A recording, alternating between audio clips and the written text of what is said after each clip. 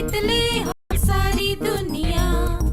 बीच हमें आंखों ने दो, रोज उसे थोड़ा बढ़ने दो। छू लेंगे आकाश हम, बन के विचार हकीकत बने। सिर्फ ही फल से आनंद देंगे, कोशिश कर बढ़े, सोच बुलंद करे।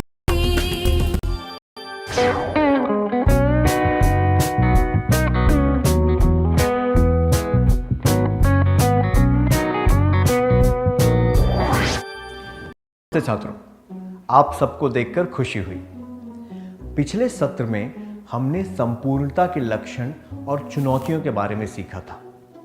अब हम कुछ तरीकों के बारे में सीखेंगे जिनकी मदद से हम संपूर्णता से काम कर सकते हैं। आपकी वार्षिक परीक्षा आने वाली है। अगली कक्षा में जाने के लिए परीक्षा में पास होना जरूरी है। परीक्षा की संपूर्ण तैयारी करने के लिए आप क्या करेंगे? क्या आप 5-5 लोगों के समूह बनाकर चर्चा करेंगे और सूची बनाएंगे कि तैयारी कैसे करनी चाहिए?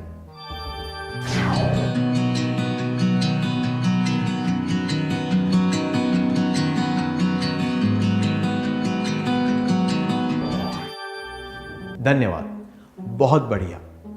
आइए देखें कि परीक्षा की संपूर्ण तैयारी करने के लिए क्या करना चाहिए। हमें देखना चाहिए कि कौन से भाग कठिन हैं और कौन से आसान हैं। उदाहरण के लिए, हिंदी में गद्यांश और कहानियां आसान होते हैं और कविताएं तथा व्याकरण कठिन होते हैं। संपूर्णता प्राप्त करने के तरीके: पाठ या विषय में क्या-क्या याद करना है उसकी सूची बनाएं।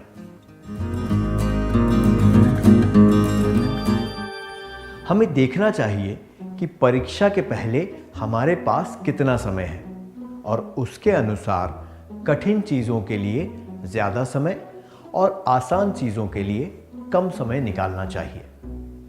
उदाहरण के लिए, अगर आपके पास हिंदी के लिए 5 दिन हैं, तो आप व्याकरण के लिए 2.5 दिन, कविताओं के लिए 1.5 दिन और गद्य के लिए 1 दिन का समय रख सकते हैं। संपूर्णता प्राप्त करने के तरीके: पाठ या विषय में क्या-क्या याद करना है उसकी सूची बनाएं। समय सारणी बनाएं। क्या हम एक क्रियाकलाप करें? कल्पना कीजिए कि आपकी वार्षिक परीक्षा में केवल 30 दिन बचे हैं। आप सारे पाठ ठीक से याद कर रहे हैं। इन बातों को ध्यान में रखते हुए एक सूची और समय सारणी बनाएं।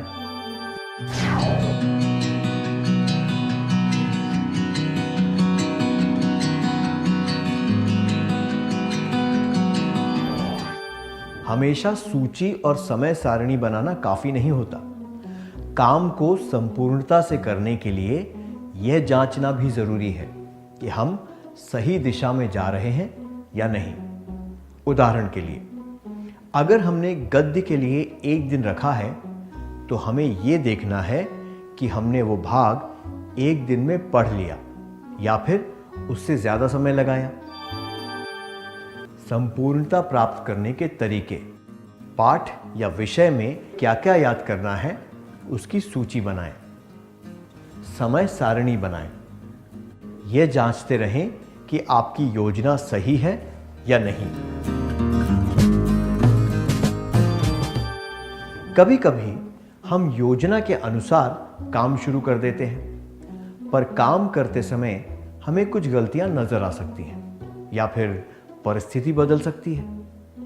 इसलिए योजना को परिस्थिति के अनुसार बदलने और उसका पालन करने से हम संपूर्ण तैयारी कर पाएंगे। उदाहरण के लिए, अगर हमें हिंदी व्याकरण पढ़ने में 2.5 दिन से ज़्यादा लगे, तो हमें इस बात पर ध्यान देना चाहिए कि दूसरी भाषाओं की व्याकरण पढ़ने में भी ज़्यादा समय लग सकता है। संपूर्णता प्राप्त करने के तरीके: पाठ या विषय में क्या-क्या याद करना है उसकी सूची बनाएं। समय सारणी बनाएं। यह जांचते रहें कि आपकी योजना सही है या नहीं। जरूरत के अनुसार योजना को बदलें। क्या हम एक और क्रियाकलाप करें? अपनी योजना जांचते समय आपको आभास हुआ कि गणित पढ़ने के लिए आपको 2 और दिन चाहिए और विज्ञान के लिए 1 और दिन चाहिए। आपको यह भी लगा कि सामाजिक ज्ञान के लिए आपके पास 1 दिन ज्यादा है। आप अपनी योजना में बदलाव कैसे लाएंगे?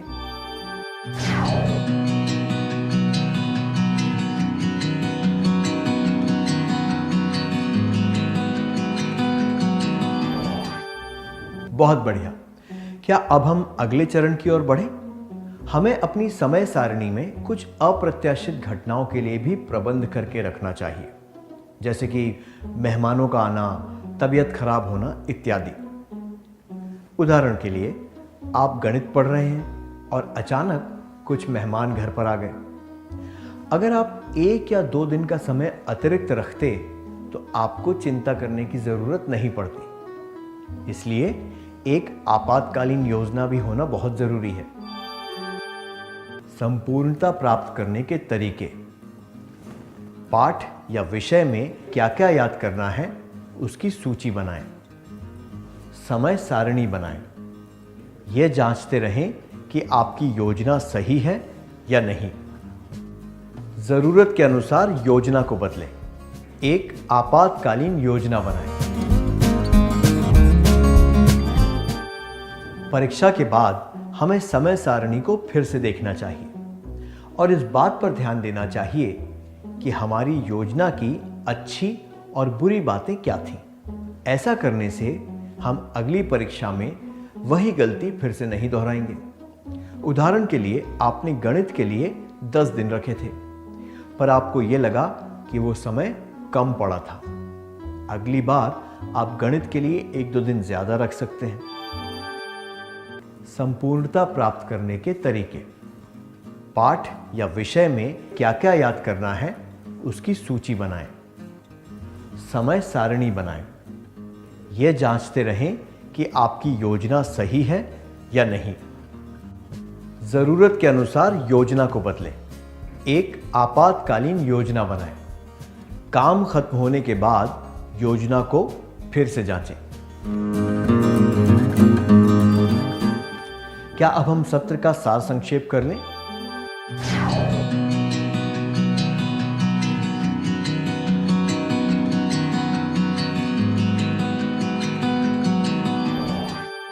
संपूर्णता प्राप्त करने के तरीके। पाठ या विषय में क्या क्या याद करना है उसकी सूची बनाएं। समय सारणी बनाएं। ये जांचते रहें कि आपकी योजना सही है या नहीं। जरूरत के अनुसार योजना को बदलें। एक आपातकालीन योजना बनाएं। काम खत्म होने के बाद योजना को फिर से जांचें। अच्छी तरह सार संक्षेप करने के लिए धन्यवाद। हमने अब तक जो भी सीखा उसे याद रखने के लिए थोड़ा गृह कार्य लिख लें।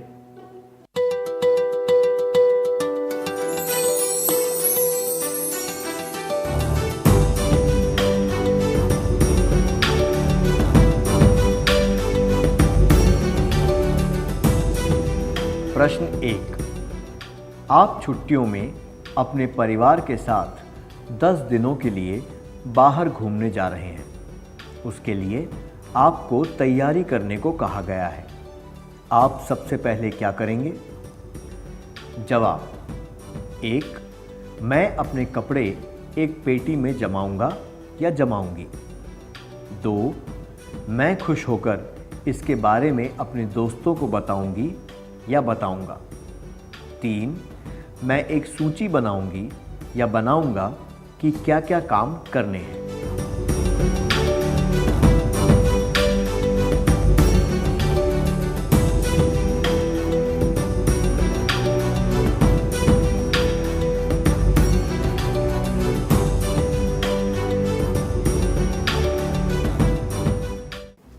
क्या आप अगले सत्र में आने से पहले ये काम करके लाएंगे? तब तक के लिए अलविदा।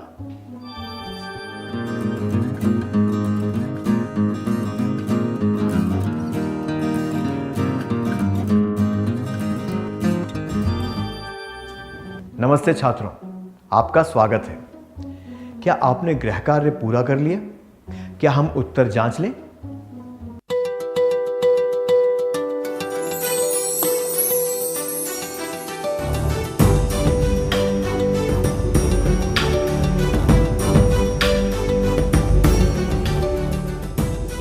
प्रश्न 1 के लिए, आप छुट्टियों में अपने परिवार के साथ 10 दिनों के लिए बाहर घूमने जा रहे हैं। उसके लिए आपको तैयारी करने को कहा गया है। आप सबसे पहले क्या करेंगे?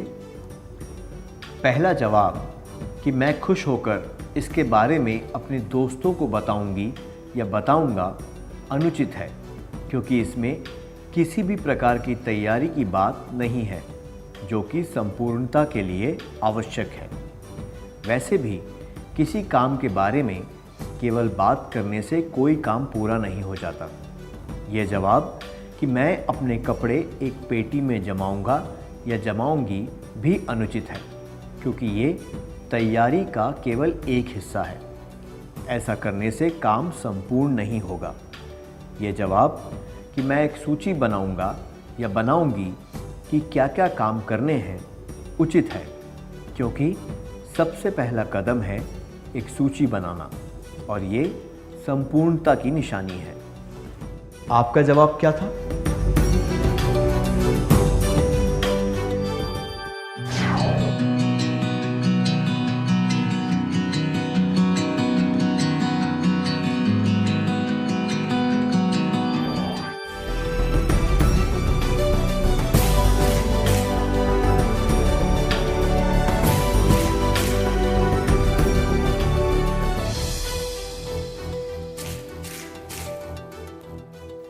जिन छात्रों ने सही जवाब दिए थे उन्हें बधाई हो।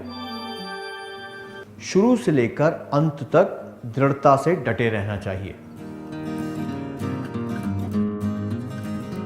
किसी अच्छे कार्य और किसी उत्कृष्ट उत्तम कार्य के बीच जो अंतर होता है वो है छोटी छोटी बातों पर ध्यान देना। जैसे कि यहां कहा गया है, कार्य उत्तम तभी होता है जब उसे संपूर्णता से किया जाए। हमें भी अपने जीवन में केवल अच्छा नहीं बल्कि उत्तम कार्य करने की कोशिश करनी चाहिए, है ना? आइए अगले सत्र की ओर बढ़ते हैं।